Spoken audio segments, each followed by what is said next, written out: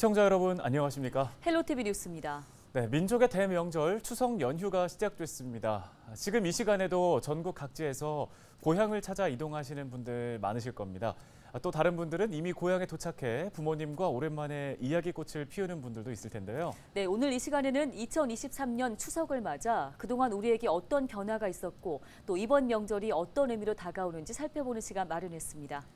네, 먼저 올해 추석의 특징이라면 10월 2일이 공휴일로 지정이 돼서 연휴가 좀 더 길어졌다는 점입니다. 이번 기회에 여행 계획 세우신 분들도 많을 텐데요. 네, 해외여행 수요가 증가한 만큼 항공권 사기 피해도 늘어났다고 하는데요. 각별히 주의가 필요해 보입니다. 이정화 기자가 전해드립니다. 인천국제공항공사가 최근 인천공항을 이용한 경험이 있는 성인 1,300여 명을 대상으로 실시한 설문조사에서 9.3%가 추석 연휴 출국 의향이 있다고 응답했습니다. 지난 2020년과 비교해서 크게 늘어난 수치입니다. 이렇게 다시금 해외여행 수요가 증가하자 피해도 늘고 있습니다. 최근 3년간 한국소비자원에 접수된 항공권 피해 구제 사례는 4,100여 건으로 이 가운데 추석 연휴가 있는 9월부터 10월에 접수된 건은 644건으로 전체 15%를 차지했습니다. 들뜬 마음에 덜컥 항공권을 예약했다가 자칫 곤란해질 수 있는 겁니다. 생각보다 까다로운 환불 규정 때문입니다. 취소하면 엄청나게 수수료를 많이 내더라고요. 주변에서 얘기 들은 적은 있어요. 수수료가 좀 많이 나와서 그냥 가기로 했다고. 피해 사례는 취소 시 과도한 위약금 부과 등 계약 해지 관련이나 항공편 지연 결항 등 계약 불이행이 가장 많았습니다. 소비자는 여행지 출입국 정책과 여행사를 비롯해 항공권 판매처의 취소 환급 규정을 자세히 살펴야 합니다. 출국일 전 지연이나 결항 등 항공편 일정의 변경이 있는지도 수시로 확인해야 합니다. 또 입출국 때 위탁수화물 피해가 발생하면 즉시 공항 내 항공사 사무실을 찾아 피해 사실 확인서 등을 접수해야 합니다. 판매처에 따라서 취소 규정이 각각 다르기 때문에 그 부분에 대해서는 미리 확인 후에 구매하시는 것이 좋겠습니다. 출국일 당일에는 공항에 3시간 이상 미리 도착을 해서 출국 수속을 맞춰놓는 것이 좋겠습니다. 부득이하게 피해를 입었을 경우 소비자 24나 1372 소비자 상담센터를 통해 상담이나 구제를 신청할 수 있습니다. 헬로티비 뉴스 이정화입니다. 네, 또 명절마다 가족과 고향에 대한 그리움이 더 사무치는 이들이 있습니다. 바로 북한을 떠나온 실향민들입니다. 네, 70년 넘는 세월 가슴에 한을 품고 살아온 이들의 마지막 소원은 고향 땅을 한 번이라도 보는 것이라고 합니다. 최성식 기자가 실향민들을 만나고 왔습니다. 6.25 전쟁 당시 금강산 바로 앞 북강원도 고성에 있는 고향집을 떠나온 김익선 씨. 까까머리 중학생은 어느새 아흔을 바라보는 백발 노인이 됐습니다. 인민군 징집을 피해야 한다며 등을 떠밀었던 할머니와 어머니를 뒤로하고 아버지와 단둘이 남쪽으로 잠시 몸을 피했는데 그게 마지막이었습니다. 우리가 남쪽으로만 오지만 않았어도 거기서 그래도 그렇게 핍박은 안 받고 살 거 아니에요. 힘이 아버지하고 형이 가는 바람에 자신은 고생하고 살아. 그 생각을 하면 지금도 내가 아주 이렇게. 우리나라의 대표적 실향민 집단촌인 강원도 속초 아바이 마을. 함경도를 비롯해 이북 출신 실향민들이 고향에 돌아갈 수 있으리라는 희망을 품고 모래밭에 임시로 정착하면서 만들어진 마을입니다. 함경도 지명을 딴 가게들이 즐비한데 메뉴도 대부분 이북 음식들입니다. 하지만 드라마와 예능 프로그램 촬영 장소로 인기를 끌면서 옛 모습은 사라졌습니다. 초에 뭐가 있는지 검색을 해보다가 아바이 마을이 있다 그래가지고 그럼 아바이 마을에서 뭘 할까 했는데 아바이 순대가 유명하다 해서 그거를 먹으려고. 실향민과 그 후손이 전체 인구의 절반에 달한다는 강원도 속초시는 이를 지역 문화로 이어가고 있습니다. 전국에서 유일한 실향민 문화축제가 대표적입니다. 매년 6월이면 실향민들이 모여 합동으로 망향제를 지내며 조상께 인사를 올립니다. 6.25 전쟁 당시 피난민촌을 재현하고 실향민 문화와 속초 이야기를 축제로 풀어냅니다. 특히 함경도 북청 사자놀이는 실향민 후손들에 의해 속초 사자노름으로 재탄생했습니다.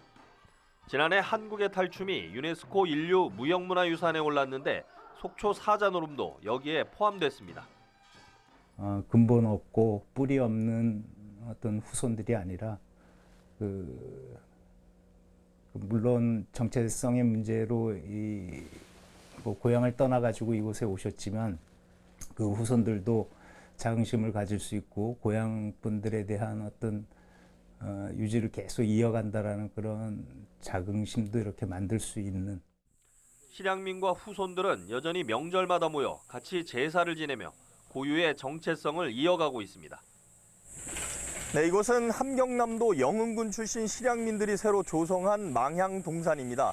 제 뒤로 보시면 대형 납골묘 앞에는 제단과 성물들이 놓여져 있는데요.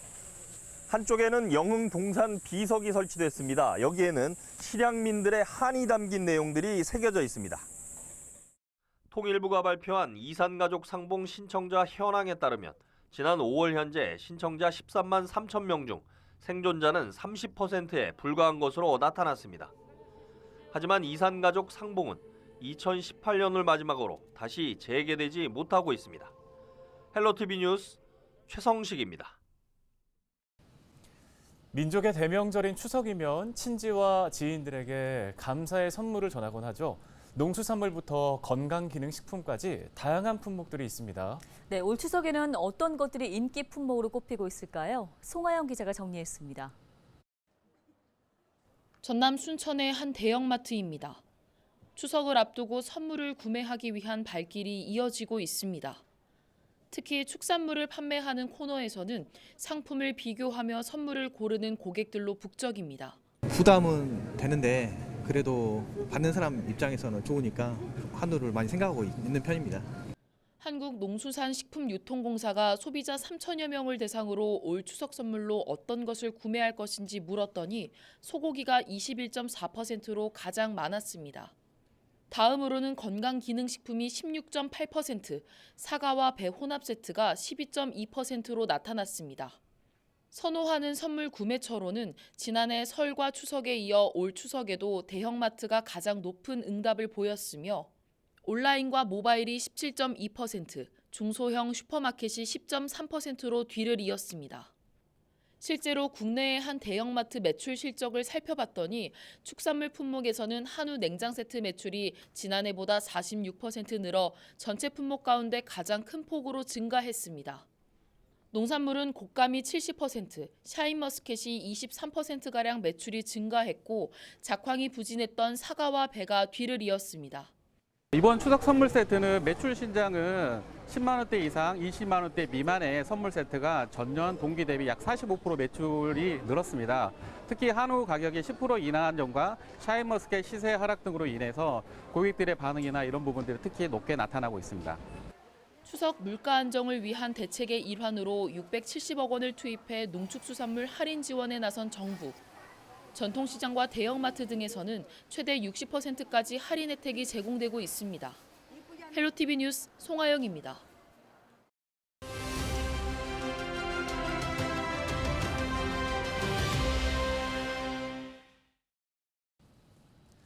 추석하면 그려지는 풍경이 있죠. 가을에 수확한 과일과 또 맛있게 만든 음식들을 풍성하게 차려 차례를 지내고 가족 친지들이 함께하는 모습인데요. 하지만 이런 차례상 차리기가 오히려 스트레스가 되는 분들도 있습니다. 네, 그래서 요즘은 음식의 가지 수를 줄이거나 양을 줄이는 등 명절의 의미는 살리고 힘든 일을 줄이는 변화를 주는 경우가 있습니다. 홍하영 기자가 명절 준비하는 시민들 만나고 왔습니다. 민족 최대 명절 추석을 준비하는 발걸음이 분주합니다. 차례상에 올릴 제수용품을 꼼꼼히 살펴보고 장바구니에 담습니다.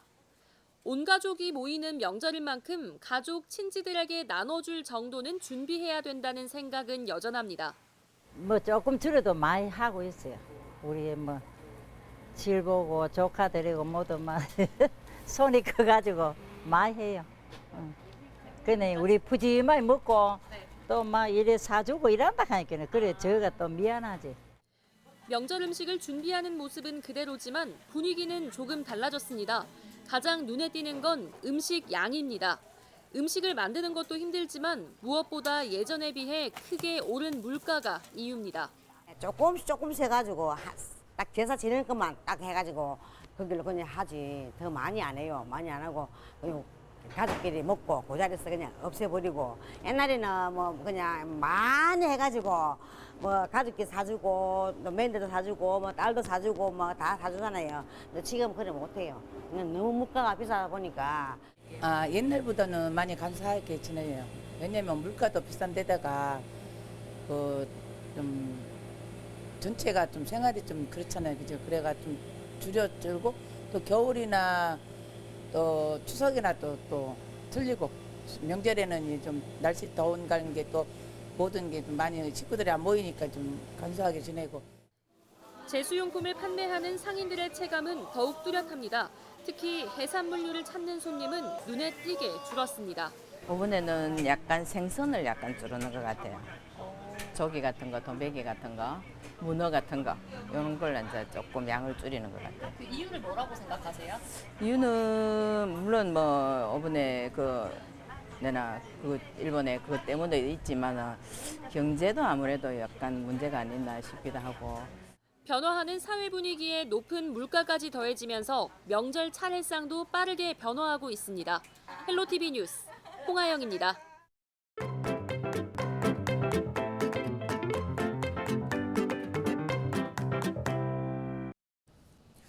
명절 문화에는 성묘도 빼놓을 수가 없습니다. 하지만 숲속을 걷다 보면 잡초만 무성하게 자란 채 방치된 묘들을 많이 보셨을 텐데요.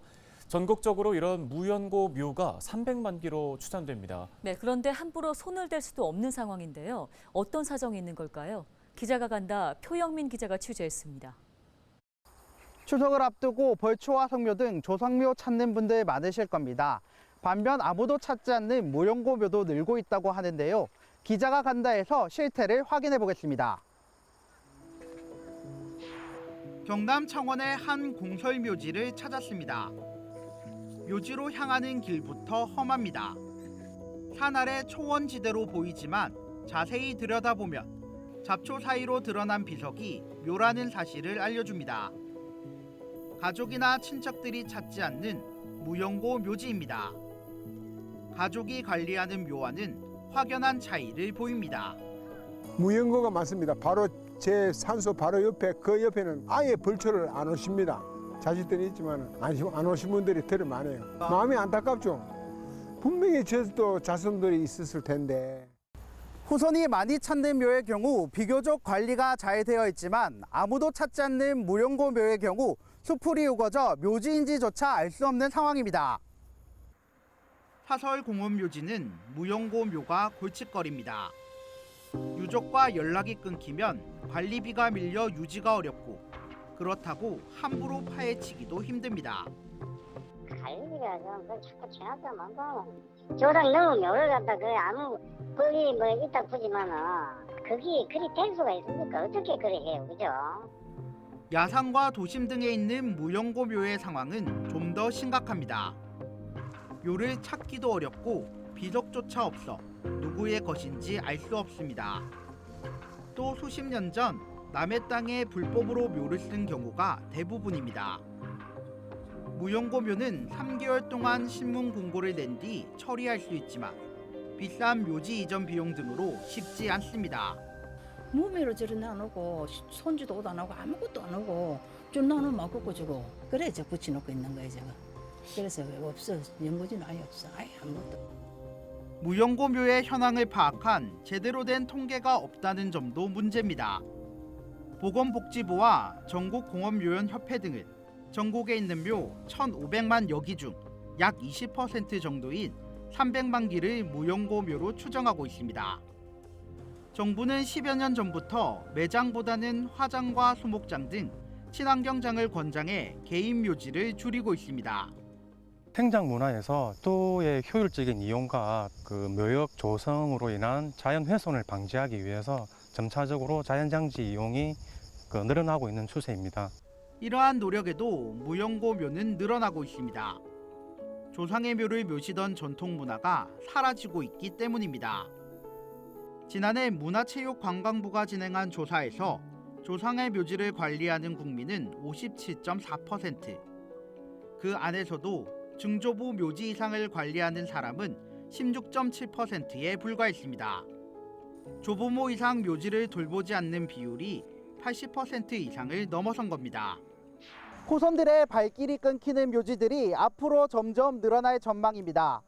이렇게 아무도 찾지 않는 무용고 묘들을 관리할 현실적인 대책 마련이 필요합니다. 기자가 간다, 표영민입니다. 다문화 가족이 늘면서 이제는 다문화 가족도 우리 사회 구성원의 일부로 받아들여지고 있습니다. 다문화 가족의 추석 명절 분위기도 많이 달라졌다고 하는데요. 네, 차례상은 간소화됐고요. 고향을 가기보다 가까운 곳에 여행 계획을 세운다고 합니다. 타국에서 이주해온 결혼 이주 여성의 추석 이야기 들어봤습니다. 차선영 기자입니다. 부산의 한 복지관, 추석 명절을 맞아 화분 만들기 수업이 한창입니다. 수업에 참여하는 이들, 고향을 떠나 한국으로 온 결혼 이주 여성들입니다. 생김새도 말도 다르지만 한국 남성과 결혼한 공통점으로 모인 이들의 추석 이야기를 들어봤습니다. 베트남에서 한국으로 온 지 15년 됐다는 김수원 씨. 가족이 모두 모여 음식을 만들고 인사를 나누는 한국의 추석. 여러 해를 보냈지만 여전히 신기한 경험입니다. 베트남에서는 그 추석에 그 제사 안 하고 그냥 애들은 맛있빵 먹고 놀고, 근데 한국에는 보니까 제사하고. 키르기스스탄 국적의 정윤아 씨 역시 명절과 차례상 태어난 곳엔 없었던 한국에서 처음 접해본 문화입니다. 차로 음식은 올려는 점 너무 신기했어요. 예를 들면 생선은 3개 올려야 되고, 그리고 또 숫자가 조금 착수는 아니고 7개, 5개 그 정도 조금 올려야 돼서 그거는 살려서 올려야 하는 점 너무 신기했어요. 중국에도 명절이 있지만 한국의 명절은 많이 다르다는 이열 씨. 완전히 설날 똑같은 큰 명절을 제사도 하시고 가족 모임도 하고 한복도 입어서 너무 신기했어요. 해가 지날수록 한국의 추석도 많이 달라졌다고 이야기합니다. 5년 전에는 음식 많이 해요. 근데 요즘에는 적당하게 제사하는 만큼, 그리고 남은 시간은 가족 놀러 가고요. 처음에는 진짜 가족분들도 많이 오기도 하고 음식도 엄청 많이 만들었어요. 음식도 조금 더 줄여드리기도 하고, 그리고 또 꼭 제사 음식보다는 먹고 싶은 음식들도 추가됐어요. 방문하고 명절 인사하고 그거 인기였어요. 요즘에 갈 데 많아요. 우리 명절 휴가 연휴도 길어서 이번에 여행 다니신 분 많아요. 우리 또 일찍 주말하면 진짜 인기 많은 데는 다 자리 없어요. 차례상은 간소화됐고 고향으로 향하는 발걸음은 줄었지만 잠시라도 가족과 함께 돈독한 정을 나누는 시간은 이어졌으면 하는 바람, 국적에 상관없이 한마음입니다. 좋은 기회 같아요. 왜냐하면 가족끼리 또 모일 수가 더 있고요. 멀리 있는 가족분들도 얼굴을 볼 수 있는데 앞으로는 또 이렇게 같이 있는 부분을 계속 있으면 좋겠다는 생각이 들어요. 헬로티비 뉴스 차선영입니다. 서울에서는 올해 추석 당일 보름달을 저녁 6시 23분부터 볼 수 있을 전망입니다. 한국천문연구원은 추석 당일인 오는 29일 달이 뜨는 시각은 서울을 기준으로 저녁 6시 23분, 가장 높이 떠오르는 시각은 자정을 넘어 30일 밤 0시 37분이라고 밝혔습니다. 부산과 울산은 저녁 6시 14분, 세종 6시 22분, 인천과 광주는 6시 24분입니다. 2023년 추석에는 어떤 변화가 있었는지 잘 보셨습니까? 차례상에 대한 생각, 실향민, 다문화 가족의 모습, 그리고 달라진 명절 선물까지 확인할 수 있었는데요. 네, 그래도 변함없는 건 가족의 정이 아닐까 싶습니다. 저희가 준비한 소식은 여기까지입니다. 함께해 주신 여러분 고맙습니다.